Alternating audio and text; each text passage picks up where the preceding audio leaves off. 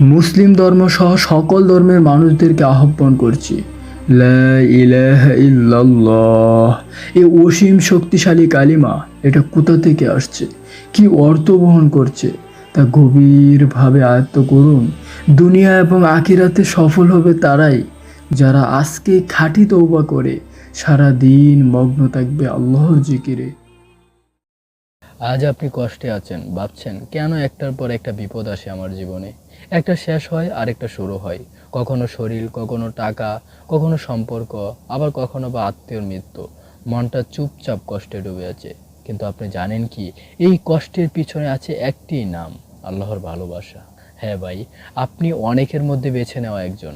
হয়তো আপনি আল্লাহর অনেক ইবাদত করেন, আপনি আল্লাহর হুকুম মোতাবেক সর্বদাই চলার চেষ্টা করেন। এই বলে এমন না যে আপনার জীবনে কোনো বিপদ আসবে না, কোনো কষ্ট থাকবে না। ভাই আমার, এই দুনিয়াতে আল্লাহর সবচেয়ে প্রিয় বান্দাদের দিকে একটু তাকান। যাদেরকে আল্লাহ সবচেয়ে বেশি ভালোবাসেন তাদের জীবনী পড়ে দেখুন। আল্লাহ এই দুনিয়াতে সবচেয়ে বেশি ভালোবাসেন তার প্রেরিত নবী রাসূলগণকে, তার মনোনীত বান্দাদেরকে। তাদের জীবনী পড়ে দেখুন তাদের জীবন কেমন কেটেছিল।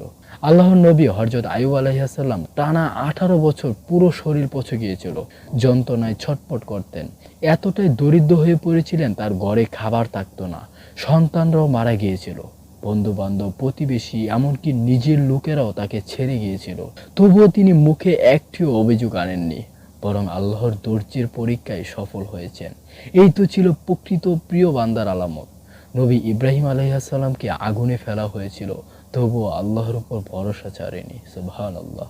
নূহ আলাইহিস সালাম 950 বছর দাওয়াত দিয়েছেন, কিন্তু মাত্র কিছু মানুষ তার কথা শুনেছিলেন। হযরত ইয়াকুব আলাইহিস সালাম তার প্রিয় ছেলে ইউসুফকে হারিয়ে আল্লাহর কাছে দোয়া ও কান্না করতে করতে অন্ধ হয়ে গিয়েছিলেন। আর নবী মুহাম্মদ সাল্লাল্লাহু আলাইহি সাল্লাম নিজ হাতে তার সন্তানদের কবর দিয়েছেন। মক্কায় তাকে পাথর মারা হয়েছে, তায়েফে রক্তাক্ত করা হয়েছে। বেলাল রাদিয়াল্লাহু আনহুকে গরম বালুতে ফেলে তার বুকে পাথর চাপানো হতো, শুধু আহাদ আহাদ বলার কারণে। এই যে তাদের জীবনে আল্লাহ এত কষ্ট দিয়েছেন, তাই বলে কি আপনি বলবেন তাদেরকে আল্লাহ ভালোবাসেন না? না, তারা তো ছিল আল্লাহর সবচেয়ে প্রিয় বান্দাগণ। তাহলে বলুন, তাদের জীবনে কি কষ্ট আসেনি? তাহলে আপনি আজ কষ্ট পাচ্ছেন, মানে আপনি তাদের পথে হাঁটছেন। সহিহ হাদিস, তিরমিজি শরীফে 2396 নম্বর হাদিস। নবী সাল্লাল্লাহু আলাইহি সাল্লাম বলেছেন, যাকে আল্লাহ ভালোবাসেন তাকে তিনি পরীক্ষায় ফেলেন। এই হাদিসের মাধ্যমে রাসূল সাল্লাল্লাহু আলাইহি সাল্লাম জানাচ্ছেন, আল্লাহ যখন কারো কল্যাণ বা মঙ্গল চান, তাকে দুনিয়ায় বিভিন্ন পরীক্ষা ও কষ্টের মধ্য দিয়ে নিয়ে যান। কারণ এই পরীক্ষা ও কষ্ট মানুষের ন্যাক আমলকে পরিশুদ্ধ করে, তার ধৈর্য ও ঈমানকে শক্তিশালী করে এবং গুনাহ থেকে মুক্তি দেয়। যে ব্যক্তি এই পরীক্ষায় ধৈর্য ধারণ করে, আল্লাহ তাকে জান্নাতের উচ্চ মর্যাদা দান করেন। সুবহানাল্লাহ। অর্থাৎ দুঃখ কষ্ট আসা মানে আল্লাহর কাছে তুমি প্রিয়, তিনি তোমার আত্মাকে উন্নত করতে চান। আরেকটি সহিহ হাদিস, সুনানে ইবনে মাজাহ 4023 নম্বর হাদিস। সাদ ইবনে আবি আক্কাস রাদিয়াল্লাহু আনহু বলেন, আমি রাসূল সাল্লাল্লাহু আলাইহি সাল্লামকে জিজ্ঞাসা করলাম, হে আল্লাহর রাসূল, মানুষের মধ্যে কার পরীক্ষা সবচেয়ে বেশি কঠিন? তিনি বললেন, নবীগণের, তারপর তাদের মতো যারা বেশি উত্তম, তারপর তাদের মতো যারা। মানুষ তার দিনের অবস্থার উপর ভিত্তি করে পরীক্ষায় পড়ে। যদি তার দিন দৃঢ় হয় তবে তার পরীক্ষাও কঠিন হয়, আর যদি তার দিনে দুর্বলতা থাকে তবে তার পরীক্ষাও দিনের অনুপাতেই হয়।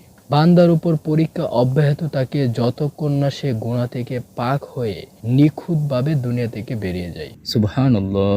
অর্থাৎ বিপদ ও পরীক্ষা শুধু অভিশাপ নয়, বরং আল্লাহর পক্ষ থেকে এক বিশাল সুযোগ নিজেকে পরিশুদ্ধ করার, ঈমান দৃঢ় করার এবং জান্নাতের জন্য প্রস্তুতি নেওয়ার। সুতরাং যারা নবীদের পথ অনুসরণ করে, তারা বিপদে পড়ে ধৈর্য ধারণ করলে আল্লাহ তাদের জন্য মহান সওয়াবের প্রস্তুত করেছে। আপনার আজকের এই কষ্ট প্রমাণ করে আপনি আল্লাহর চোখে স্পেশাল। আল্লাহ আপনাকে গড়ে নিচ্ছেন জান্নাতের জন্য। তিনি চাচ্ছেন আপনি দুনিয়া থেকে পাপ মুক্ত হয়ে ফিরে আসুন। তাই আজ যদি আপনি তওবা করেন, চোখে পানি আনেন, এই কষ্টই হবে আপনার জন্য সবচেয়ে বড় রহমত। আজকের কষ্টই আপনাকে জান্নাতের পথে নিয়ে যাচ্ছে। ভাই আমার, হার মানবেন না, কারণ আল্লাহ আপনার সাথে আছেন। হে আল্লাহ, আমাদের সকলকে ঈমান ও হেদায়েতের আলোয় আলোকিত করুন। আমরা সকলেই বলি আমিন।